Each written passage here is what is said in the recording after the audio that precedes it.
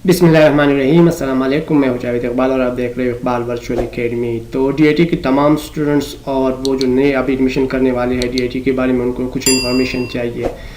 ना सिर्फ डीआईटी के स्टूडेंट्स बल्कि जितने भी कंप्यूटर्स से कुछ हासिल करना चाहते हैं, जॉब हासिल करना चाहते हैं या कुछ करना चाहते हैं, कुछ अर्निंग करना चाहते हैं, तो उनके लिए ये लेक्चर इंतहाई ज़रूरी है। आप आखिरी तक देखिए, आपको सब कुछ समझ में आ जाएगा। मैं आपको तफसील में बताने वाला हूँ इंशाअल्लाह। तो चलो स्टार्ट कर लेते हैं। जो टॉपिक्स आज मैं आपको पढ़ाने वाला हूँ उसके बारे में मैं आपको ज़रा बता दूँ, ठीक है। आज हम ये पढ़ेंगे व्हाट इज़ डीआईटी। डीआईटी क्या है, डीआईटी का मतलब डीआईटी का कोर्स क्या है, किस तरह होता है, इसके बारे में हम पढ़ेंगे। डीआईटी पार्ट 1, डीआईटी पार्ट 1 में कितने सब्जेक्ट हैं, कितने टाइम का होता है, और ये सारी बातें हम यहाँ पे करेंगे। डीआईटी पार्ट 2, डीआईटी पार्ट 2 के बारे में भी बात करेंगे, ठीक है। और इसी तरह एडमिशन प्रोसेस के बारे में भी बात करेंगे। वाई डीआईटी, डीआईटी ही क्यों, डीआईटी की जॉब्स के बारे में भी मैं आपको पढ़ाऊंगा कि जॉब आपको कैसे मिल सकते हैं, ठीक है। तो ये सब कुछ आज हम पढ़ने वाले हैं। जिस तरह के पहले मैंने आपको कहा, सबसे पहले हम पढ़ेंगे जिस तरह के मैंने ऊपर टॉपिक दिया हुआ है, डिप्लोमा इन इंफॉर्मेशन टेक्नोलॉजी। ये डिप्लोमा आपको नज़र नहीं आ रहा, ज़रा मैं इसको ठीक कर लूँ, ठीक है, थोड़ा सा इसको आगे कर लो। अच्छा जी, यहाँ से फॉन्ट स्टाइल वगैरह अगर आप चेंज करना चाहते हैं तो वो भी कर सकते हैं। आई थिंक ये आपको समझ में आएगा, नज़र भी आएगा, लेकिन फिर भी अगर आप चेंज करना चाहते हैं तो यहाँ से आप इसको चेंज कर सकते हो या इसे इसकी फॉन्ट स्टाइल चेंज कर सकते हो, ठीक है। तो मैं दोबारा यहाँ पे आता हूँ। सबसे पहले हमारा डीआईटी के बारे में मुकम्मल मालूमात आपको मैं दूंगा। डिप्लोमा इन इंफॉर्मेशन टेक्नोलॉजी का कोर्स जो आप घर बैठे सीख सकते हैं, सारा का सारा सीख सकते हैं। और इसके लिए मैं आपको स्टार्ट में ये बता दूं कि सबसे पहले जो आपने करना है ना, आप तो ये लेक्चर खैर देख ले, डिटेल में लंबा होगा थोड़ा सा, क्योंकि मैंने आपको डिटेल में बताना है, सब कुछ बताना है, तो इसलिए थोड़ा सा टाइम लगेगा। सबसे पहले आप इस तरह करें कि अगर आपने मेरा चैनल सब्सक्राइब नहीं किया तो उसको सब्सक्राइब कर ले। उसके लिए आपने क्या करना होगा, आपने ब्राउज़र में आके सबसे पहले यहाँ पे आप इकबाल वर्चुअल एकेडमी लिख के, इकबाल वर्चुअल एकेडमी लिखने के बाद इसको सर्च करें। सर्च करने के बाद ये आ जाएगा आपके सामने, ठीक है। तो ये जो पिक्चर आ जाएगा, यहाँ से भी आप सब्सक्राइब कर सकते हो, या आप इसके ऊपर क्लिक करिए इसके ऊपर और यहाँ पे आइए। तो यहाँ पे आपने क्या करना है, यहाँ पे ये सारी चीज़ें हैं, लेकिन यहाँ पे आपने प्ले लिस्ट में आना है। और प्ले लिस्ट में आपकी मर्ज़ी की जो चीज़ें हैं, मतलब अगर आपने इंग्लिश लेक्चर देखने हैं, उर्दू लेक्चर्स देखने हैं, पश्तो में अपने लेक्चर देखने हैं, MS एक्सेस की डीआईटी पार्ट 2, और इसी तरह आगे चलते जाएंगे, तो इसी तरह क्लिक करते जाओ, आगे चलते जाओ, ठीक है। तो ये सारे लिस्ट यहाँ पे आपको नज़र आएंगे और डीआईटी के सारे कोर्स नीचे अगर हम आएंगे तो यहाँ डीआईटी MS ऑफिस है, डीआईटी पार्ट 1 है और बाकी सारी चीज़ें हैं। तो आप काइंडली चैनल को सब्सक्राइब करें और यहाँ से जो आपकी रिक्वायर्ड वीडियो है यहाँ से आप उसको प्ले करते जाओ। दरमियान में रक्षे मक्षे की आवाज़ आती जाएगी तो उसके लिए माजरत, लेकिन आप काम के ऊपर फोकस करें, ठीक है। चलो, अच्छा, तो डिप्लोमा इन इंफॉर्मेशन टेक्नोलॉजी का कोर्स घर बैठे सीख के व्हाट इज़ डीआईटी, जो हमारा सबसे पहले है वो क्या है, व्हाट इज़ डीआईटी। ये हमने पढ़ना है कि डीआईटी है मतलब क्या भला और इसकी ज़रूरत क्यों पड़ती है। सेकंड, हमने डीआईटी पार्ट 1 की बारे में डिटेल में जाना है, मैंने आपको समझाना है। मैं कोशिश करूँगा, भरपूर कोशिश करूँगा। जो नए स्टूडेंट है, दाखिला भी करना चाहते हैं, और या जो पुराने स्टूडेंट है वो समझना चाहते हैं, ठीक है, उनको अगर कोई डाउट हो कोई सब्जेक्ट वगैरह में, या जो बच्चे अभी मतलब एडमिशन किया हुआ है, क्लासेस नहीं लिए हुए लॉकडाउन वगैरह की वजह से, तो वो भी इस लेक्चर से मुस्तफ़ीद हो सकते हैं। आपने जस्ट ये करना है, पेन और पेपर उठा के लेक्चर को लेक्चर की तरह देखिए, तब समझ में आएगा। जो लिखाई आपको स्क्रीन पे नज़र आएगी ना, उसी से ज़्यादा मैं आपको बोल के मतलब ज़ुबानी बताऊंगा, तो वो आप साथ साथ में नोट करते जाओ। आप किसी भी टाइम भी वीडियो को पास करके फिर प्ले कर सकते हो, या आप रिवर्स में भी आ सकते हो, पीछे भी आ सकते हो। तो फिर हम डीआईटी पार्ट 2 के बारे में पढ़ेंगे कि वहाँ पे क्या क्या सब्जेक्ट होते हैं, उसके कितने मार्क्स है, ये सारी कहानी। फिर हम एडमिशन प्रोसेस के बारे में पढ़ेंगे कि एडमिशन प्रोसेस क्या होता है, किस तरह हमने एडमिशन करना है और ये सारी प्रोसेस कैसे होता है। उसके बाद सबसे अहम, जब आप सारा लेक्चर देख लो या किसी लेक्चर की किसी भी पोर्शन में मैं आपको बताऊंगा कि भाई वाई डीआईटी और डीआईटी जॉब्स। मतलब ये कि इनका हम कंपटीशन अगर हम देखें मार्केट में या हमें जितनी भी ऑर्गेनाइजेशन है वहाँ पे जाके अगर हमारे जितने भी प्रोफेशनल कोर्सेज है वो अगर हम बंदा एमएससी भी कर ले तो क्या करता है फिर वो किसी प्राइवेट स्कूल में पढ़ाता है ना। तो आज मैं आपको ये बात बताने वाला हूँ कि किस तरह हमें गवर्नमेंट जॉब मिल सकता है, हम किस तरह उसके लिए अप्लाई करेंगे और ये सब कुछ।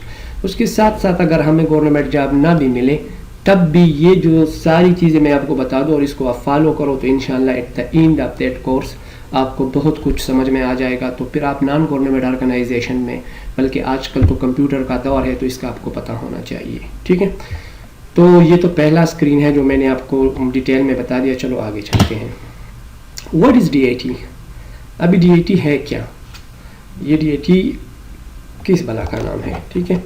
तो DIT जो है ना ये है, what is DIT? Diploma in information technology, diploma in information technology, diploma in information technology. अब डिप्लोमा हर उस कोर्स को कहा जाता है जो प्रोफेशनल साइड पे हो, 1 साल या 1 साल से ज़्यादा हो। 1 साल से कम हो उसको डिप्लोमा नहीं कहा जाता। प्रोफेशनल साइड पे होगा 1 साल से ज़्यादा होगा, 1 साल होगा या 1 साल से ज़्यादा। ये आपका जो DIT है डिप्लोमा, डिप्लोमा का मतलब any course in professional side the duration of which is 1 year or more than 1 year is called diploma. Information तो आप जानते होंगे anything through which we make decisions. Technology, तकनीक, हुनर, सनत, हरकत। तो अगर IT को हम फिर आपस में मिलाए, मतलब ये डिप्लोमा तो खैर अलग है और IT को हम मिलाए, डिप्लोमा हम हासिल करना चाहते हैं किस चीज़ में? इंफॉर्मेशन टेक्नोलॉजी में, ठीक है। Information technology, the knowledge of computer and the knowledge of communication through computer. आपको कंप्यूटर का समझ बूझ होना चाहिए और कंप्यूटर के ज़रिए आप जीमेल, व्हाट्सएप और मुख्तलिफ़ किस्म की ईमेल सेंड कर सको। फेसबुक वाली सोशल मीडिया नेटवर्क है उसके साथ आप मतलब आप सेंड कर सको, रिसीव कर सको। तो ये सारे पता होना चाहिए। जस्ट कंप्यूटर का नॉलेज का पता होना ज़रूरी नहीं है कि आपको सिर्फ MS वर्ड, एक्सेल और पावर पॉइंट आ गए तो आपने IT कर लिया। If you want to become a IT specialist तो आपको इंटरनेट और इन चीज़ों का भी पता होना चाहिए। ये क्या होता है? ये होता है डिप्लोमा इन इंफॉर्मेशन टेक्नोलॉजी। तो डिप्लोमा इन इंफॉर्मेशन टेक्नोलॉजी, अच्छा जी, ये रहा। आई होप ये आपको समझ में आ गया होगा कि ये डिप्लोमा हर वो कोर्स जो प्रोफेशनल साइड पे, एक एकेडमिक होता है ना हमारा, एकेडमिक मतलब nursery KG, first, second, third और ये, और एक हमारा प्रोफेशनल क्वालिफिकेशन होता है इस तरह की DMC, TPTC और DIT वगैरह ये है। लेकिन DIT को बहुत मतलब DIT जो है ना ये बहुत ज़बरदस्त है, इसका बहुत बड़े एडवांटेजेस है, वो मैं आगे जाके आपको बताने वाला हूँ कैसे। तो इसकी एडमिशन का प्रोसेस मैं आपको बता दूंगा। अगर आपने मतलब एडमिशन करनी है तो आप किसी भी ऑर्गेनाइजेशन में जा के वहाँ पे आप एडमिशन कर सकते हो। आप मेरे साथ राबिता भी कर सकते हो इस नंबर पे, ये वाला जो नंबर है इस पे आप मुझे कांटेक्ट कर सकते हो, ठीक है। तो मेरे साथ अगर एडमिशन करना चाहते हो तो यू आर मोस्ट वेलकम। अच्छा, ये 1 साल का डिप्लोमा होता है, ये भी याद रखिएगा, 1 ईयर, ये 1 साल का डिप्लोमा होता है और इसमें 2 सेमेस्टर होते हैं, 2 सेमेस्टर्स, मतलब 6 महीने का 1 सेमेस्टर होता है और 6 महीने का दूसरा सेमेस्टर होता है। तो आपने मतलब 2 सेमेस्टर को आपने क्लियर करना है, पास करना है, उसके बाद आपने डिप्लोमा हासिल करना है, उसके बाद आपने कुछ और भी करना है, मैं वो आगे जाके आपको बताने वाला हूँ, ठीक है, कि क्या करना है आपने। तो जब आप ये सब कुछ कर लोगे तो आप जो आपके लिए इंशाल्लाह रेडी हो जाओगे। और फिर हमारा एक ग्रुप भी है व्हाट्सएप का जिसके अंदर मैं अक्सर एडवर्टीज़मेंट सेंड करता रहता हूँ, जो IT साइट की जो जॉब्स वगैरह होते हैं तो उसके अंदर वो मैं सेंड करता रहता हूँ और आप लोगों ने अप्लाई करना है। और बाकी तो अल्लाह सुब्हानहू व तआला का काम है, वो बेहतर जानता है, ठीक है। आपने मेहनत करनी है और फिर अल्लाह सुब्हानहू व तआला भी जोड़ना है। चलो जी आगे चलते हैं। तो ये है what is IT, what is DIT, diploma in information technology. D for diploma, I for information, T for technology. 1 साल का कोर्स है, 2 सेमेस्टर है, 6 महीने का 1 सेमेस्टर, 6 महीने का दूसरा सेमेस्टर, और आगे जाके मैं आपको डिटेल में बताना होगा। अभी ये बच्चे की पिक्चर मैंने यहाँ पे क्यों दी हुई है, ये वाली, इसका क्या मतलब है? इसका मतलब ये है कि अभी अभी जो मैट्रिक से बच्चे पारे हुए हैं और they are wasting their time, वो अपना जो कीमती टाइम है वो ज़ाया कर रहे हैं, मोबाइल के अंदर घुसे हुए हैं, लगे हुए हैं। तो ठीक है, लेकिन अगर इसके डिसएडवांटेज बहुत ज़्यादा है। इसके बनिस्बत अगर हम ये वाले बंदे बन जाए तो ये हमारे लिए और हमारे आने वाले बच्चों, हम मुस्तकबिल के लिए, हमारे बच्चों के मुस्तकबिल के लिए बहुत फ्रूटफुल होगा। तो आपने ये नहीं बनना, ठीक है, आपने ये बनना है, आपने डिप्लोमा होल्डर बनना है। यहाँ भी आप गेम में घुस जाओ, कोई मतलब मुख्तलिफ़ किस्म के गेम्स वगैरह ऑनलाइन बच्चे खेलते रहते हैं, आई साइट भी इससे ख़राब हो जाता है और बहुत सारे इसके डिसएडवांटेज हैं। तो अपने बच्चों को इन चीज़ों से दूर रखें। आप उनको जैसे मैट्रिक कर जाते हैं तो आप उनको DIT में डाल दें। DIT में उसका एकेडमिक क्वालिफिकेशन भी चलता रहेगा, at the same time second time पे वो फारिग नहीं होगा, मतलब नॉन स्टॉप क्लासेस होंगे, 1 बजे तक 2 बजे तक एकेडमिक क्लासेस हो गए और उसके बाद उसकी DIT की क्लासेस शुरू हो जाएंगी। तो उसको फजूल टाइम नहीं मिलेगा, रात को वो थका हुआ होगा, मदरसे जाएगा तो फिर सो जाएगा, मतलब इन फजूल चीज़ें में नहीं पड़ेगा। तो ये तस्वीर मैंने इसीलिए दिया है कि अगर आप इसको बच्चे को डिप्लोमा इन इंफॉर्मेशन टेक्नोलॉजी में सेकंड टाइम में डाल देते हो तो इसी से बच्चा बच सकता है, वो गलत इन्वायरमेंट और उन चीज़ों से बच्चा बच सकता है। मैं किसी ऑर्गेनाइजेशन या मैं ये नहीं कह रहा कि आप कहाँ पे एडमिशन करें कहाँ पे ना करें, मैं आपको ये बता रहा हूँ कि DIT एक फ्रूटफुल कोर्स है, बहुत फ़ायदेमंद है, तो आप इसको करें और अपने बच्चों को भी करवाएं। अच्छा, अब हम पढ़ेंगे DIT पार्ट 1। DIT पार्ट 1 में हमारा जो सबसे पहला सब्जेक्ट है वो है ICT, यानी इंफॉर्मेशन एंड कम्युनिकेशन टेक्नोलॉजी। अब ऊपर की साइड में मैंने लिखा हुआ है सब्जेक्ट नंबर 1 ICT और इसके 150 मार्क्स बनते हैं। 150 मार्क किस तरह बनते हैं, यहाँ पे अगर हम थ्योरी मार्क्स देखें तो थ्योरी मार्क्स इसके हैं 100 और ये वाहिद सब्जेक्ट है इन सारे सब्जेक्ट में जिसकी थ्योरी मार्क्स 100 हैं और प्रैक्टिकल मार्क्स 50 हैं। ठीक है, तो पहला हमारा सब्जेक्ट क्या है, इंफॉर्मेशन एंड कम्युनिकेशन टेक्नोलॉजी, ये वाला सब्जेक्ट है इंफॉर्मेशन एंड कम्युनिकेशन टेक्नोलॉजी। यहाँ पे मतलब हिस्ट्री ऑफ कंप्यूटर और जो कंप्यूटर यहाँ पे ये मिक्स है ऑफिस ऑटोमेशन का, कंप्यूटर नेटवर्किंग का, ऑपरेटिंग सिस्टम का, C++ का कॉम्बिनेशन है, the combination of all these subject. इसमें आपको वर्ड प्रोसेसिंग के बारे में भी मिलेगा पढ़ने को, इसके अंदर आपको हिस्ट्री ऑफ कंप्यूटर, हार्डवेयर और इसी तरह software, system software, application software, ये सारी चीज़ें आपको यहाँ पे नंबर सिस्टम, नंबर कन्वर्जन जो है तो वो आप यहाँ पे पढ़ने वाले हो। कहाँ पे, इंफॉर्मेशन एंड कम्युनिकेशन टेक्नोलॉजी के अंदर यहाँ पे। ठीक है, और इसमें जो थ्योरी मार्क्स है वो है 100 और जो प्रैक्टिकल मार्क्स है वो है 50। तो यहाँ पे थ्योरी ज़्यादा है, प्रैक्टिकल कम है। जो नेक्स्ट हमारा सब्जेक्ट है वो कुछ फिर अलग है। नेक्स्ट हमारा सब्जेक्ट है ऑफिस ऑटोमेशन। ऑफिस ऑटोमेशन जो हमारा है इसके 150 मार्क्स है और इसके अंदर MS Word, MS Excel, MS PowerPoint हम पढ़ेंगे पार्ट 1 में। जो पार्ट 1 हमारा होता है DIT का पार्ट 1 पहला सेमेस्टर, तो पहले सेमेस्टर के अंदर हम क्या पढ़ेंगे, MS Word, word processing, MS Excel, Microsoft Excel और MS पावरपॉइंट। ये 3 subject board of technical education Peshawar के कोर्स आउटलाइन में है, तो ये मैंने आपको पढ़ाने हैं और इंशाल्लाह इसके बहुत सारे जो मैंने आपको अभी चैनल के बारे में बताया तो बहुत सारे लेक्चर ऑलरेडी अवेलेबल है, वहाँ पे आप जाके देख सकते हो और डे बाय डे मैं लेक्चर अपलोड करता रहता हूँ।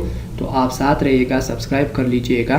जितने आप हमें कमेंट्स करोगे, जितना आप लाइक करोगे तो उतना हम मोटिवेट होते जाएंगे और मज़ीद लेक्चर आप लोगों के लिए बनाते जाएंगे।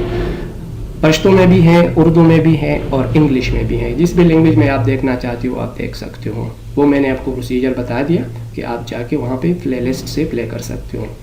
अच्छा, सेकंड नंबर पे हमारा है ऑफिस ऑटोमेशन। वेरी इम्पोर्टेंट, बहुत ज़रूरी है, हर किसी को इसका पता होना चाहिए।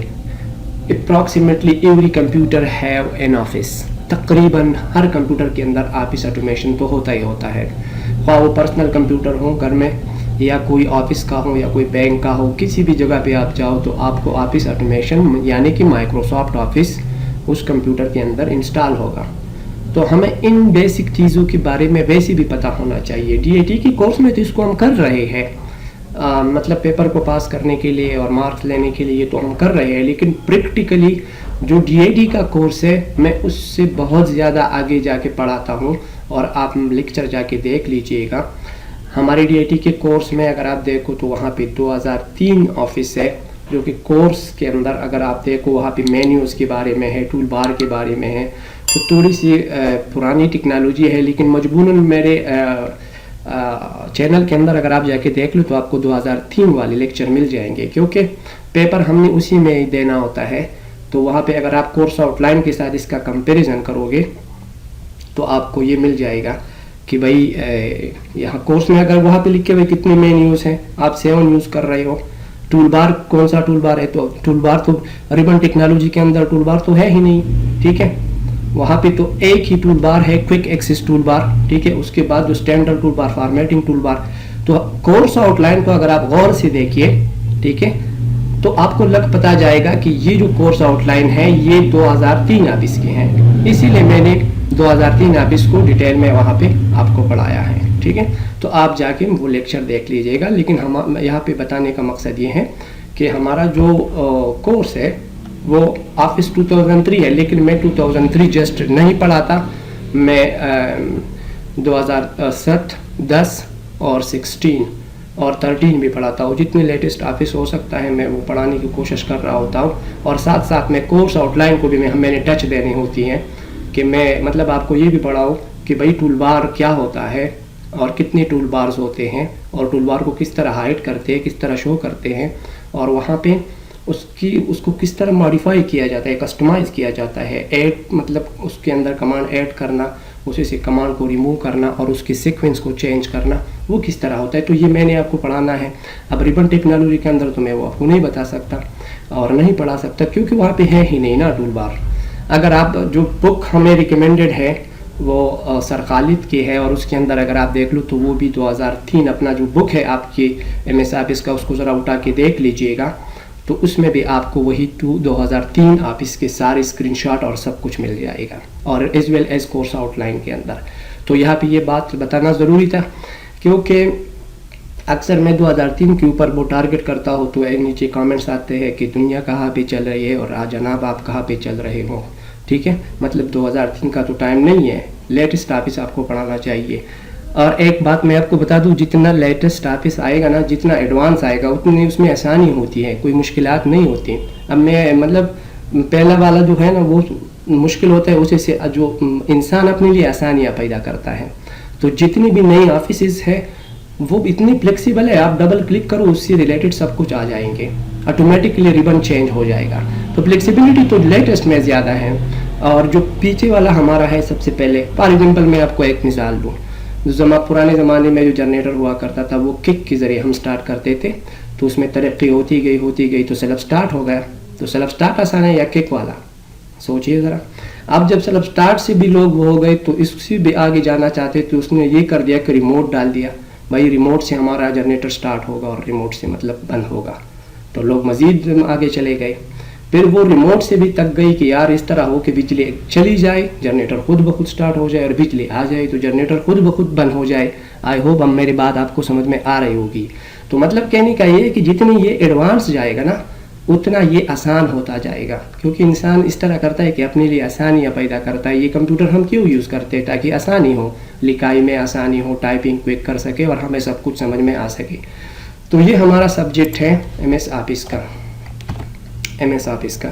तो इंशाल्लाह इसको भी मैं डिटेल में मैंने कवर किया हुआ है, इसके बहुत सारे लेक्चर आप जाके देख लीजिएगा, आप वहाँ पे जाके देख लीजिएगा। वहाँ पे आपके कोई भी क्वेश्चन हो विदाउट हेजिटेशन आप मुझे कॉल भी कर सकते हो। क्वेश्चन अगर आपने पुट करना है तो वहाँ पे यूट्यूब चैनल के नीचे जो भी क्वेश्चन आपका हो काइंडली वो आप कमेंट्स में करें, और एज वेल एज अगर हमारे लेक्चर में कोई गलतियाँ हो तो वो भी हमें बताया करें, ठीक है। अब नंबर 3 पे जो हमारा है वो है कंप्यूटर नेटवर्क। कंप्यूटर नेटवर्क के 150 मार्क्स है। कंप्यूटर नेटवर्क के 150 मार्क्स है, और इसमें लैन वैन मैन और ये सारी चीज़ें पढ़ेंगे हम। अब नेटवर्क के बारे में अगर आप ज़रा सोचो तो अंदर को इस तरह लगता है कि सब कुछ नेटवर्क है। देखिए सुनिए, जो हमारे घर में पानी आता है ना, तो वो भी एक नेटवर्क के थ्रू आता है। अगर वो कूबे से आता है तो लोकल एरिया नेटवर्क है, अगर वो ट्यूबवेल से आता है तो मेट्रोपॉलिटन एरिया नेटवर्क है, ठीक है, बाहर से पानी तो नहीं आता। इसी तरह PTCL अगर पड़ा हुआ है तो वैन है, ठीक है, मतलब मैं आपको मिसाल दे रहा हूँ। इसी तरह बिजली, इसका भी एक नेटवर्क बना हुआ है ना, कि वो तरबेला डैम से वो आगे आएगा, फिर वहाँ पे से एंटीना लगेगा, फिर वहाँ से आगे आएगा, फिर हमें वो थ्रू एक नेटवर्क के वसातत से कि कहाँ पे हमने बिजली को मतलब बंद करना है, कहाँ पे ऑन करना है, तो ये सब कुछ एक नेटवर्क के तहत होता है। तो आप किसी भी चीज़ के को देख लो, हमारे फ्रेंड का एक नेटवर्क, फ्रेंड्स का एक नेटवर्क होता है, ठीक है, हमारे रिश्तेदारों का एक नेटवर्क होता है। तो नेटवर्क एवरीवेयर नेटवर्क, लेकिन थोड़ा सा इसके ऊपर सोचना चाहिए। लेकिन हम उन नेटवर्क के बारे में बात नहीं कर रहे, हम कंप्यूटर नेटवर्किंग के बारे में बात करेंगे। कंप्यूटर नेटवर्किंग के बारे में हम इस तरह बात करेंगे, वायरलेस नेटवर्किंग और वायर नेटवर्किंग, जो मतलब तार के जरिए जो नेटवर्किंग होगी उसको किस तरह करेंगे। कैट 5 जो हमारा केबल होता है, या कैट 6, उसके थ्रू हम किस तरह केबलिंग करेंगे उसकी, और उसकी वसातत से हम किस तरह उसकी नेटवर्किंग करेंगे ताकि कंप्यूटर एक दूसरे को रिकग्नाइज कर पाए और एक दूसरे के साथ डेटा शेयर कर पाए। तो उसको हम किस तरह करेंगे। तो हम यहाँ पे DIT के अंदर जो तीसरा आपका सब्जेक्ट है वो कंप्यूटर नेटवर्क है, जिसके 150 मार्क्स है। और यहाँ पे अगर आप देख लो तो हमारी थ्योरी के मार्क्स है 50 और प्रैक्टिकल 100 है, तो इसके भी 150 मार्क्स बनते हैं। जो हमारा चौथा सब्जेक्ट है पार्ट 1 के अंदर वो है ऑपरेटिंग सिस्टम। ऑपरेटिंग सिस्टम के 150 मार्क्स इसकी भी हैं। विंडोज 7, 8, विंडोज सर्वर और विंडोज 10, और इनके बारे में मैंने आपको पढ़ाना है। एज वेल एज अगर आप देख लो तो अभी मैं रिसेंटली विंडोज 11 ही यूज़ कर रहा हूँ, ये आप देख सकते हो। इसका इस तरह कोई इंटरफेस होता है, ये सब कुछ आप यूज़ कर सकते हो, ये सारी चीज़ें इसमें। थोड़ा सा अगर आप यहाँ पे देखो, ठीक है, तो यहाँ पे पेस्ट का निशान आ रहा है। या भी अगर मैं इसको कॉपी करना चाहूँ, राइट क्लिक करूँ तो यहाँ पे कट है, यहाँ पे कॉपी है। और बहुत जल्द मेरे लेक्चर आने वाले हैं इंशाअल्लाह विंडोज 11 के बारे में, ताकि आपको इसके साथ फेमिलियर हो जाओ। ये आप तो फेमिलियर होंगे, आपको पता होगा कि किस तरह कॉपी और पेस्ट, लेकिन थोड़ी सी इसमें थोड़ी बहुत चेंजेस हैं, वो मैंने आपको बताने हैं, ठीक है। तो इसके बारे में भी मेरे लेक्चर आ रहे हैं कि हाउ टू जो विंडोज 11 है उसको किस तरह हम ऑपरेट करेंगे। चलो जी अपने लेक्चर की तरफ चलते हैं। अच्छा, ये मैंने आपको बता दिया इस DIT इसके बारे में। ये नहीं बनना आपने, ठीक है, अपने डिप्लोमा होल्डर बनना है, ठीक है। आप मोबाइल के अंदर इतने घुसे हुए हों, लोग आजकल इतने घुसे हुए, किसी को भी देख लो महफिल में बैठ के सारे मोबाइल में लगे होते हैं। मोबाइल में लगे हो, अगर यूट्यूब के लेक्चर देख रहे हो, किसी लर्निंग कर रहे हो तो फिर तो ठीक है, लेकिन अगर आप कोई गेम या कोई एक्स्ट्रा इस तरह करते हो तो वो बहुत बुरी बात है। और उसके अलावा आपके माइंड के ऊपर और बहुत गलत इम्पेक्ट पड़ता है, मतलब बहुत गलत असर पड़ता है बच्चे के ऊपर। तो हमने कोशिश करना है इन चीज़ों से दूर रखना है बच्चों को, और यहाँ पे लेके आना है ताकि वो डिप्लोमा होल्डर बन जाए क्लास में। अच्छा, ये ICT मैंने आपको बता दिया, ऑफिस ऑटोमेशन के बारे में तफसीलन बता दिया कि 2003 में मेरे लेक्चर में 2003 क्यों है, ऑफिस 2003 क्यों है। लेकिन मैंने ऑफिस 2003 में सिर्फ नहीं, ऑफिस 2017, 10 और 16 और 13 सारे हैं। आप जाके देख ले लेक्चर्स को तो आपको लग पता जाएगा, चैनल के अंदर जाके देख ले, ठीक है। 3 नंबर पे मैंने आपको कंप्यूटर का नेटवर्क बता दिया, और उसके बारे में थोड़ा बहुत मैंने आपको मिसालें दे दिया ताकि आपको कॉन्सेप्ट थोड़ा सा क्लियर हो जाए। नेटवर्किंग, ठीक है, एक नेटवर्क होता है ना, जाल, नेट जाल, वर्क काम, जाल का काम। लेकिन नेटवर्क और नेटवर्किंग में फर्क है। नेटवर्क जाल का काम, नेटवर्किंग जाल काम कर रहा है। जब हम नेटवर्किंग मतलब वो बना ले, रिसोर्सेज शेयर शुरू हो जाए, तो वो वहाँ पे वो नेटवर्किंग है। लेकिन जब इसका काम हो रहा होता है तो उसको हम नेटवर्क, ये मैं आपको जाके आपको नेटवर्क के क्लास में पढ़ाऊंगा, और इसके साथ साथ मैं आपको इसका एप्लीकेशन सिस्को पैकेट ट्रेसर भी बताऊंगा उसके बारे में कि उसके अंदर हम नेटवर्किंग किस तरह करेंगे, डिटेल में बताऊंगा। और सिस्को पैकेट ट्रेसर के ऊपर ऑलरेडी मेरे लेक्चर चैनल के ऊपर अवेलेबल है, काइंडली वहाँ जाके देख लीजिएगा। थोड़ा सा आप स्ट्रगल कर लीजिएगा, जाके उसको सर्च कर लीजिएगा। मेरे पिक्चर के ऊपर क्लिक करोगे, वहाँ भी जाके प्लेलिस्ट में सिस्को पैकेट ट्रेसर के प्लेलिस्ट में चले जाओ, वहाँ से आप उसको उठा सकते हो, या नेटवर्किंग के प्लेलिस्ट में चले जाओ, वहाँ पे आपको मिल जाएगा। चौथे नंबर पे है हमारा ऑपरेटिंग सिस्टम। तो ऑपरेटिंग सिस्टम में हमने विंडोज 7 को, 8 को, और ये जो सर्वर है स्पेशली उसके अंदर जो काम है वो हमने करना है। सारे कंप्यूटर को हमने एक कंप्यूटर से हैंडल करना है। एक कंप्यूटर के एक बटन अगर हम क्लिक करें तो हम चाहते हैं कि सारे कंप्यूटर शट डाउन हो जाए, सारे कंप्यूटर रिस्टार्ट हो जाए। हमने सारे कंप्यूटर के ऊपर चेक एंड बैलेंस रखना है, हम उनकी स्क्रीन को देखना चाहते हैं। तो ये सब कुछ किस तरह करेंगे इंशाल्लाह ये मैं आपको प्रैक्टिकल करके दिखाऊंगा। और कुछ लेक्चर ऑलरेडी पड़े हुए हैं ऑपरेटिंग सिस्टम के लिए। VM वर्चुअल बॉक्स एक सॉफ्टवेयर है, वो इस्तेमाल होता है, जिसके बारे में मेरे लेक्चर ऑलरेडी अवेलेबल है। क्योंकि रोज़ तो आप ऑपरेटिंग सिस्टम अपने कंप्यूटर के ऊपर इंस्टॉल नहीं कर सकते कि आज विंडोज 7 किया, कल 8 किया, फिर सर्वर किया, फिर 10 किया, फिर 11 किया, और ऊपर से सॉफ्टवेयर भी अपने करने होते हैं, कोरल ड्रा, एडोब इनपेज, ऑफिस और ये सारी चीज़ें। तो ये तो बहुत मुश्किल हो जाएगा ड्राइव और पैक, और फिर दोबारा से नेक्स्ट विंडो के ऊपर अपने प्रैक्टिस करनी है। तो सारी विंडो सारी ऑपरेटिंग सिस्टम को आप यकमुश्त भी इंस्टॉल कर सकते हो, और वो लेक्चर ऑलरेडी मेरा अवेलेबल है, आप देख सकते हो उसको। नंबर 5 पे हमारा जो है वो है C++।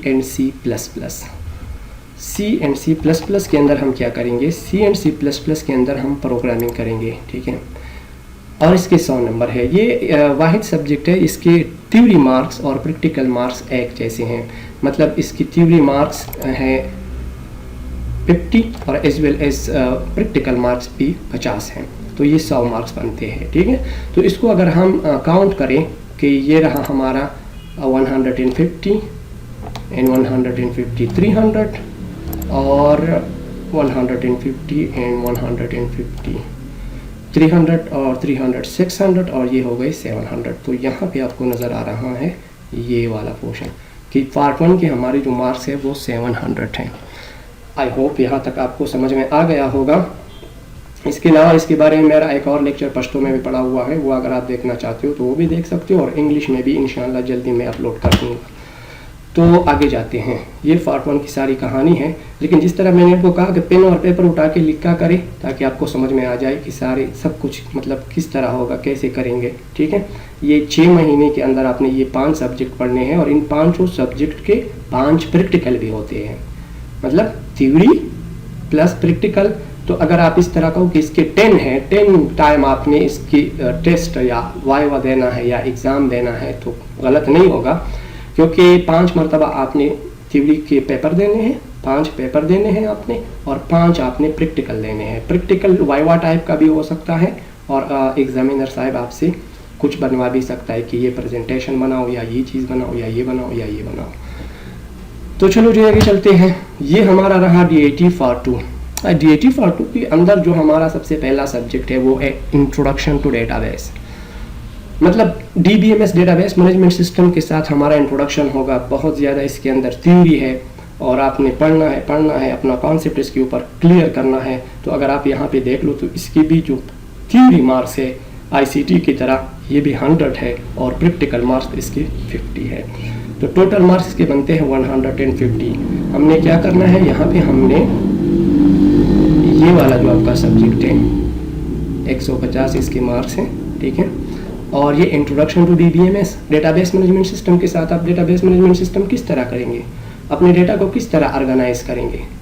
जो मतलब नादरा है या पासपोर्ट ऑफिस है, या वहाँ पे वो बहुत हैवी टाइप के डेटाबेस पड़े होते हैं, वो डेटाबेस किस तरह बनते हैं, उसके बेसिक जो कॉन्सेप्ट है वो आपने यहाँ पे समझना है। ज़्यादातर आपने थ्योरेटिकली इसको समझना है। यहाँ पे प्रैक्टिकली मैं अभी आपको बता रहा हूँ MS Access में हम करेंगे उसको। MS Access में हम उसका जो ग्राफिकल यूज़र इंटरफेस भी होता है, तो उसके अंदर हम आसानी से एक डेटाबेस बना सकते हैं। तो इसके ये मार्क्स हैं, और यहाँ पे हमने DBMS के साथ डेटाबेस मैनेजमेंट सिस्टम के बारे में हमने जानना है और अपना कॉन्सेप्ट क्लियर करना है। और 150 इसके मार्क्स है। यहाँ पे थ्योरी मार्क्स के ऊपर गौर करें 100 है, और प्रैक्टिकल मार्क्स जो है वो 50 है। टोटल बनते हैं 150। नेक्स्ट जो हमारा सब्जेक्ट है वो है MS Access। MS Access बहुत ज़बरदस्त सॉफ्टवेयर है। यहाँ पे आपको VB भी मिलेगा, यहाँ पे आपको सब कुछ मिलेगा। मतलब पावर पॉइंट से भी ये लिंक कर जाता है, वर्ड से, एक्सेल से, सारे एप्लीकेशन से ये लिंक कर जाता है। इसीलिए ये बहुत एक ज़बरदस्त सॉफ्टवेयर है। इसके अंदर आप डेटाबेस भी बना सकते हो, और मुख्तलिफ़ किस्म के, और अक्सर DAT के स्टूडेंट्स जो प्रोजेक्ट बनाते हैं वो या तो MS Access में बनाते हैं, और या कोई वेबसाइट बनाते हैं। ग्राफिक्स डिज़ाइन में बहुत कम प्रोजेक्ट्स बनते हैं, ठीक है। तो MS Access में अगर आप प्रोजेक्ट बनाते हो तो उसका मैं आपको ये बता दूं कि इसके मार्क्स फिर बहुत ज़्यादा हो जाएंगे, क्योंकि 150 इसके अपने मार्क्स हैं और 100 यहाँ पे प्रोजेक्ट के मार्क्स हैं। तो प्रोजेक्ट अपने MS Access में बनाना है, ठीक है। तो 250 तो सिंपल बात ये हो गया। लेकिन अगर आप इंट्रोडक्शन टू डेटाबेस को यानी MS एक्सेस को या इसको बेसिकली मतलब समझ जाते हो तो आपको ऑटोमेटिकली जो डेटाबेस का कॉन्सेप्ट है वो समझ में आ जाता है। Introduction to database, they are very related to each other. ये आप इसमें बहुत ज़्यादा लिंक कर जाते हैं, बहुत रिलेटेड है, ठीक है। यहाँ पे थोड़ी सी थ्योरी है, थोड़ी सी नहीं ज़्यादा थ्योरी है, और यहाँ पे प्रैक्टिकल आपने काम करना होता है ज़्यादा। यहाँ पे प्रैक्टिकल है, form, table, query, modules, macros और ये सारी चीज़ें हमने पढ़ने हैं। और यहाँ पे हमने प्रोजेक्ट बनाने हैं, और बहुत सारे मेरे प्रोजेक्ट जो है जो मैंने बनाए हुए हैं वो ऑलरेडी चैनल के ऊपर पड़े हुए हैं, उसका ओवरव्यू भी पड़ा हुआ है। तो आप जाके वहाँ पे प्रोग्रेस बार किस तरह बनता है, स्विच बोर्ड किस तरह बनता है, लॉगिन स्क्रीन किस तरह बनता है, ये सब स्प्लैश स्क्रीन किस तरह बनता है, तो सब कुछ वहाँ पे आप जाके देख लीजिएगा। वंस अगेन आपको मैं बता रहा हूँ, अगर आपने एडमिशन करना है और मेरे साथ एडमिशन करना है तो आप मुझसे इस नंबर पे रब्ता कर सकते हो। ये वाला जो नंबर है मैं आपको बता भी देता हूँ, 0332947287। इसके ऊपर मेरा व्हाट्सएप बंद है अभी, इंशाल्लाह बहुत जल्दी वो भी आना हो जाएगा, तो फिर आप मेरे साथ व्हाट्सएप पे भी कम्युनिकेट कर सकते हो। अभी मेरे साथ सादा मोबाइल है तो वो व्हाट्सएप उसके 11-12 के ऊपर व्हाट्सएप नहीं चलता। स्मार्टफोन ख़रीद लो तो फिर व्हाट्सएप करेंगे, ठीक है। अच्छा जी, नेक्स्ट जो हमारा सब्जेक्ट है MS एक्सेस के बारे में वो ये है। MS एक्सेस में आपने MS एक्सेस डेटाबेस को समझना है, MS एक्सेस को कम्प्लीटली आपने समझना है। बहुत दिलचस्प सॉफ्टवेयर है, इसके अंदर अगर आप घुस गए ना तो फिर आपको गेम की ज़रूरत और ये पजल चीज़ों की ज़रूरत नहीं होगी। ये बजाते खुद इतना दिलचस्प है, और एज वेल एज जो ग्राफिक्स डिज़ाइन हमारा सब्जेक्ट है वो बहुत दिलचस्प है, बहुत अपडेट। तो वहाँ पे बंदा अगर उनका दिल लग जाए कोडिंग के अंदर तो फिर उसके अंदर ही लगा रहता है, तो मतलब बिजी भी होता है, उसको एंजॉय भी करता है, और एज वेल एज फजूल कामों से भी बच जाता है, ठीक है। और आपका कोर्स वैसे भी कोर्स भी कंप्लीट हो जाता है आपका MS एक्सेस का। तो यहाँ पे है हमारा MS एक्सेस जिसके मार्क्स है भाई 150, और इसकी जो थ्योरी मार्क्स है वो है 50, और प्रैक्टिकल मार्क्स इसके हैं 100। इसके प्रैक्टिकल मार्क्स ज़्यादा हैं, ठीक है, प्रैक्टिकल मार्क्स इसके ज़्यादा हैं, 100 है, क्योंकि ये प्रैक्टिकल होता है ना ज़्यादातर। ऊपर वाले इंट्रोडक्शन टू डेटाबेस के अंदर जो यहाँ पे आप देख रहे थे तो ये तो 100 था ना थ्योरी मार्क्स, और यहाँ पे प्रैक्टिकल मार्क्स कम थे, 50 थे। यहाँ पे थ्योरी मार्क्स 50 है और प्रैक्टिकल मार्क्स 100 है। एक मैं आपको बात बता दूं कि ये जो है ना, ये मार्क्स और ये मार्क्स ये इंटरनल होते हैं। इंटरनल मतलब कि ये आपकी जो कॉलेज है जहाँ पे आप एडमिशन करते हो वहाँ की जो एग्जामिनर साहिबान होते हैं ना, इंटरनल, आप बाहर से पेशावर से या किसी और जगह से बोर्ड से एग्जामिनर साहिबान नहीं आते, लेकिन इंटरनल एग्जामिनर को पता होता है कि इस बच्चे ने 1 साल गुजारा है, 1 साल में इस बच्चे को वो जो इंटरनल टीचर उसका होता है, एग्जामिनर होता है, उसको बहुत अच्छा खासा जानता है कि ये कितना पानी में, इसको कितना पता है या नहीं पता, ठीक है। तो वाइवा 15 मिनट 20 मिनट में क्या एनालिसिस करेंगे, लेकिन फिर भी हो जाता है एनालिसिस। उनकी एक्सपीरियंस इतना ज़्यादा होता है कि 15-20 मिनट पे वो आपको आपकी एनालिसिस कर पाता है, और वो ये आपको कह सकता है कि आपके मार्क्स कितने होंगे, ठीक है। तो ये इंटरनल है। ये जो प्रैक्टिकल मार्क्स है सेकंड सेमेस्टर में ये भी इंटरनल है, ये 100 मार्क भी इंटरनल एग्जामिनर के साथ है, और ये भी इंटरनल एग्जामिनर के साथ ही हैं। और यहाँ पे ग्राफिक्स डिज़ाइन में ये जो प्रैक्टिकल मार्क्स है ये भी इंटरनल है। अच्छा, यहाँ पे थ्योरी मार्क्स और प्रैक्टिकल मार्क्स ई कॉमर्स के अंदर, इसको मैं थोड़ा सा चेक कर लूँ, इसके ऊपर मुझे थोड़ा सा डाउट है, ठीक है। अच्छा जी, ये यहाँ पे आप ज़रा इसको ठीक कर ले। यहाँ पे जो मार्क्स है हमारे, थ्योरी मार्क्स है 100, ठीक है, मैं लिखने की कोशिश कर रहा हूँ माउस से, ठीक है, और प्रैक्टिकल मार्क्स है 50, ठीक हो गया। ये प्रेजेंटेशन बनाते वक्त थोड़ी सी गलती हो गई है, और होता है इस तरह, ये नहीं है, ठीक है, ये नहीं है, मतलब थ्योरी मार्क्स 100 है और प्रैक्टिकल मार्क्स 50 है। ई कॉमर्स एंड वेब की यहाँ पे हम क्या करेंगे, यहाँ पे हम एक वेबसाइट बनाएंगे HTML के साथ, और इनके साथ हम खेलेंगे, ठीक है। तो यहाँ पे भी आप प्रोजेक्ट बना सकते हो, e commerce and web. E commerce मतलब ई बिजनेस, इलेक्ट्रॉनिकली हम किस तरह मतलब चीज़ों को बेच सकते हैं, ख़रीद सकते हैं और पैसे कमा सकते हैं, ठीक है। इसके बारे में मैं इंशाल्लाह डिटेल में लेक्चर इंशाल्लाह बनाऊंगा, अपलोड करूंगा, और जो अवेलेबल है वो आप देख लीजिएगा, ठीक है। ये गलती है, ये ज़रा आप नोट करें, वो मैंने करेक्ट कर लिया कि थ्योरी मार्क्स इसकी 100 है, प्रैक्टिकल मार्क्स इसकी 50 है, और ये 50 मार्क्स जो है ना प्रैक्टिकल के, ये इंटरनल एग्जामिनर के पास है, ये भी इंटरनल एग्जामिनर के पास है, ये भी इंटरनल एग्जामिनर के पास है, और यहाँ पे ये जो प्रैक्टिकल मार्क्स है ये वाले, ये यहाँ पे ये जो आपको 50 नज़र आ रहे हैं, ये भी इंटरनल एग्जामिनर के पास ही होते हैं, वो उसमें देने होते हैं आपको, ठीक है।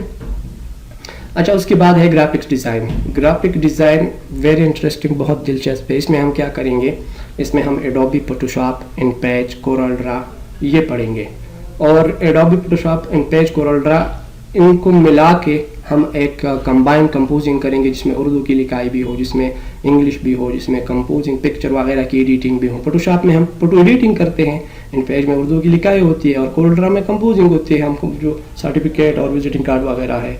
तो इसकी थ्योरी मार्क्स है 100 और प्रैक्टिकल मार्क्स इसकी है 50।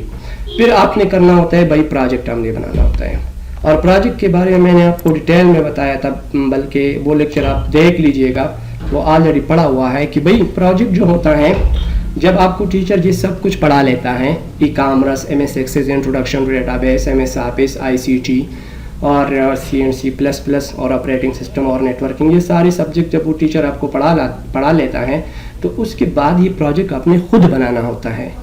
ये आपके लिए कोई कॉलेज में आपका टीचर नहीं बनाएगा।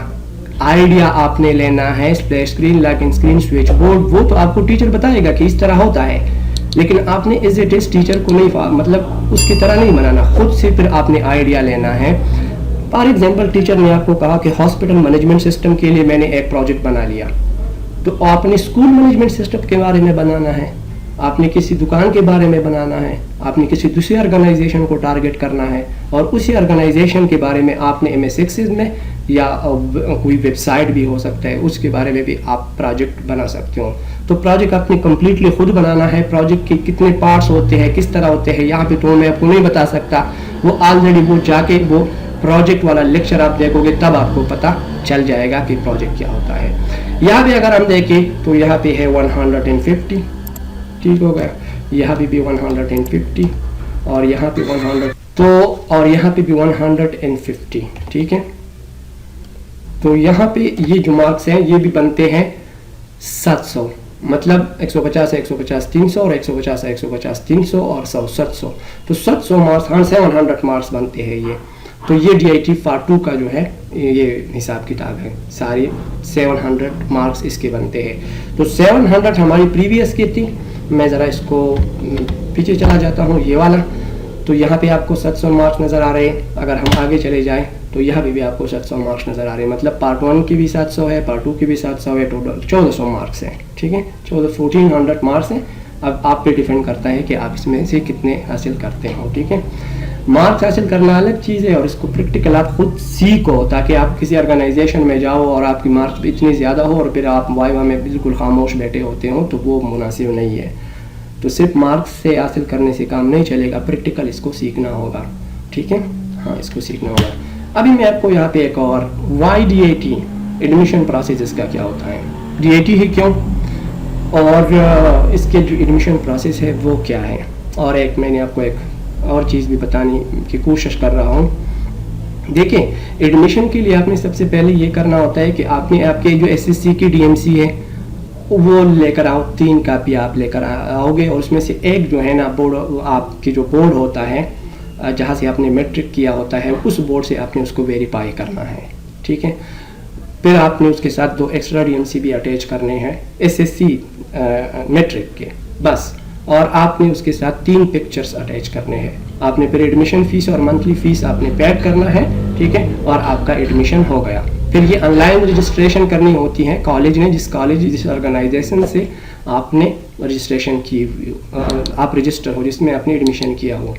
तो यहाँ पे मैंने एक लफ्ज़ DIT admission, register yourself with any college or academy affiliated with board of technical education Peshawar. कोई भी इस तरह जो board of technical education Peshawar के साथ एफिलेटेड हो, ये आपने ज़रूर पूछना है कि कहाँ से। DIT admission, register yourself with any college or academy affiliated with Board of Technical Education Peshawar BT admission आपने कर लिया, तो यहाँ से आपका स्टार्ट हो गया। यहाँ पे आपने क्या कर लिया, यहाँ पे आपने एडमिशन कर लिया, ये रहा आपका एडमिशन, ठीक है। तो यहाँ पे एडमिशन होगा, यहाँ से हमने स्टार्ट ले लिया। जब हम एडमिशन करेंगे तो फिर हम आएंगे पार्ट 1 में। हमारा पहला सेमेस्टर। पहले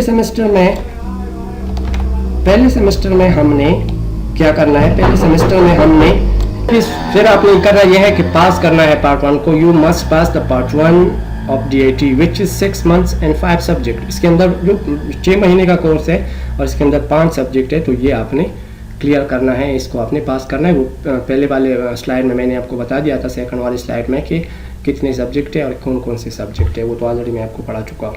फिर जो ये हमारा एडमिशन हो गया, फिर DIT पार्ट 1 हो गया, फिर यहाँ पे हम क्या करेंगे, यहाँ पे हम part 2 part 2 you must pass part 2 exam, pass DIT part 2 which is 6 months and 4 subjects with project. इसके अंदर जो है ना 6 महीने का कोर्स है ये, सेकंड सेमेस्टर का आपका।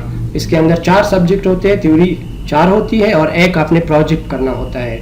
4 थ्योरी के साथ 4 प्रैक्टिकल भी है और एक आपका प्रोजेक्ट का प्रैक्टिकल होता है। प्रोजेक्ट की थ्योरी नहीं होती, इसका सिर्फ प्रैक्टिकल होता है। तो ये आपने करना है।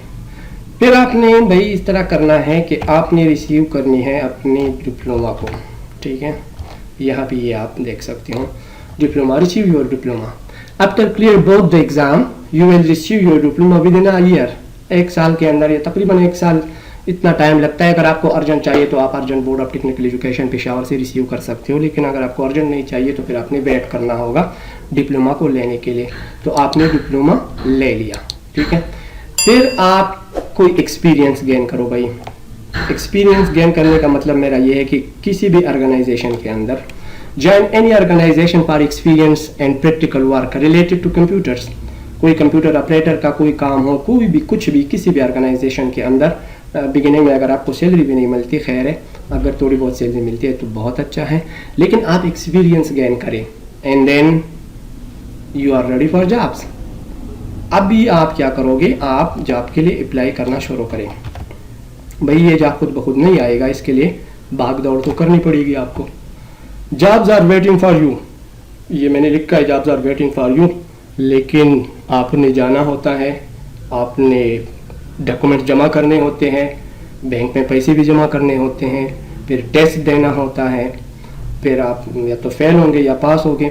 अगर पास हो गए तो फिर आपने टाइपिंग टेस्ट देना है, फिर आपने इंटरव्यूअर को पेश करना है। तो ये सारे मराहिल आपने तय करने हैं, ठीक है। लेकिन एक मैं आपको एडवाइस दे दूँ अपनी तरफ से कि भाई इस तरह करें कि आपने लिए एक टारगेट रखे कि मैंने 100 जॉब्स के लिए अप्लाई करना है। इसमें होगा क्या, आपने पहले जॉब के लिए अप्लाई किया, जैसे आप अप्लाई कर जाते हो तो आपको पता चला कि अप्लाई का प्रोसेस क्या होता है। जिस तरह आपने DIT में एडमिशन किया था ना, इसी तरह उस जॉब के लिए जब आप अप्लाई करोगे, ऑनलाइन अप्लाई है, फॉर्म फिल करना है, कहाँ पे भेजना है, रोल नंबर किस तरह रिसीव होगा, मोबाइल पे होगा या TCS करेंगे या क्या करेंगे, तो वो सारी चीज़ें हो गई। तो एक मरतबा अगर आप फेल भी हो गए तो खुशी खुशी वापस आ जाओ, टेंशन ना लो, क्योंकि वहाँ पे आपको एक्सपीरियंस आपको आ गया कि भाई क्या क्या करना है। जो कमियाँ है ना वो आपके सामने आ गए फर्स्ट टाइम। सेकंड टाइम दोबारा चले गए, फिर अल्लाह ना करे इस तरह हुआ कि फेल हो गए, खैर है, आप ट्राई करते जाओ, आपको बहुत सारा एक्सपीरियंस होता जाएगा during that period of time. जब आप 10-15 इंटरव्यू वर्क पेश कर लेते हो ना, तो वहाँ पे आपका एक्सपीरियंस बन जाता है। अगर आप सोच रहे होते हो कि हम घर में बैठे बैठे आराम से कोई आएगा नॉकिंग करेगा कि भाई आपका जॉब हुआ है आइए, तो ये मुमकिन नहीं होता। इसके लिए बहुत ज़्यादा भाग दौड़ करनी पड़ती है, और जो लकी लोग होते हैं उनको गवर्नमेंट जॉब मिल जाता है। कुछ लोग इस तरह होते हैं कि वो गवर्नमेंट जॉब करना ही नहीं चाह रहे, वो बिजनेस में जाना चाह रहे, अपना बिजनेस बनाना चाहते हैं, तभी भी आपको इसकी ज़रूरत है। At the end of all these things मैं आपको ये बता दूं, DIT आपने कर लिया, पास भी कर लिया, सब्जेक्ट भी सीख लिए और आपको गवर्नमेंट जॉब नहीं मिला, तभी भी आपके लिए बहुत फायदेमंद है। नॉन गवर्नमेंट जॉब आपको मिल सकता है, आप कंपोजिंग कर सकते हो, आप कुछ भी कर सकते हो, तो आपको नॉन गवर्नमेंट ऑर्गेनाइजेशन के अंदर जॉब मिल सकते हैं। तो आप इसको बिल्कुल दिल से और सही जगह पे जाके एडमिशन करें और सही टीचर से आप पढ़ोगे इंशाअल्लाह। और खुद जस्ट टीचर के ऊपर तो नहीं डिपेंड करता, टीचर बेचारा अपना गला खराब करके अपना मतलब भरपूर कोशिश करके अगर आपको पढ़ाए, आप अगर नहीं पढ़ोगे ना तो भाई फिर नहीं हो सकता।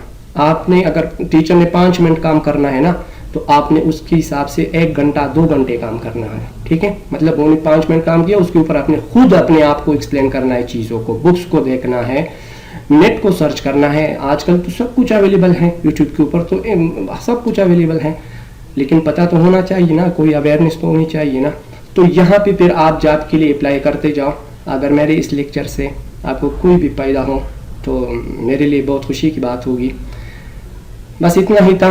आपका इतना साथ देना और इतने लंबे लेक्चर को देखने का बहुत बहुत शुक्रिया। बस यही रिक्वेस्ट है कि काइंडली आप चैनल को सब्सक्राइब करें, लाइक करें, एक दूसरे के साथ शेयर करें, और ये जो सारा मैंने आपको प्रोसेस बताया है इसमें से कुछ न कुछ आपको समझ में आ गया होगा। आप दोबारा इसको देखो और फिर जाके चैनल के अंदर जाके देखो और फिर एक एक लेक्चर को जाके देखा करें। और नोटबुक आपके साथ होना चाहिए और पेन होना चाहिए। जब आप लेक्चर देखो, लेक्चर को मूवी की तरह मत देखो, ठीक है? फिर को आपको नहीं समझ में आ जाएगा। उस टाइम में तो समझ में आ जाएगा, हाँ ठीक है यस सर हो गया, लेकिन बाद में जब कोई पूछेगा तो वो आप भूल जाओगे। तो इसीलिए बेहतर ये है कि आप हेडिंग उठाया करें और वो लिखते जाए अपने साथ में, ठीक है? तो मैं मेरे जो स्टूडेंट्स होते हैं तो मैं उनको इसी तरह ही करता हूँ। और एट द एंड मेरे क्लास की 3 सेशन होते हैं। पहले मैं पढ़ाता हूँ, दूसरा मैं कहता हूँ एनी क्वेश्चन, अगर बच्चों के जहन में कोई क्वेश्चन है वो कर लेते हैं, और तीसरा जो होता है वो होता है मेरी तरफ से क्वेश्चन। मैं भी फिर क्वेश्चन करता हूँ ना कि मैंने मतलब इतना काम किया तो क्या आप लोगों को समझ में आया कि नहीं, तो फिर मैं क्वेश्चन। तो ये 3 सेशन मैं अपनी क्लास में इस तरह ये एक्टिविटी रखता हूँ। मैं जब क्लास ख़त्म करता हूँ तो मैं सबके सामने ask any question about topic. आप मुझसे ये ना पूछिए कि भाई वो पला जो बीमार था उसका क्या, वो तो आपके पर्सनल है, वो नहीं है, रिलेटेड टू द टॉपिक, ठीक है? जो मैंने आपको ऑन बोर्ड या मैंने आपको पढ़ाया उस हिसाब से आप क्वेश्चन करोगे, और आप किसी भी टीचर से करोगे तो अकॉर्डिंग टू टॉपिक होना चाहिए, ठीक है? देखने का बहुत बहुत शुक्रिया। अपना बहुत सारा ख्याल रखिए, दुआओं में याद रखिए। काइंडली चैनल को ज़रूर सब्सक्राइब कर लीजिए और शेयर करें और लाइक भी करें। अल्लाह हाफिज़।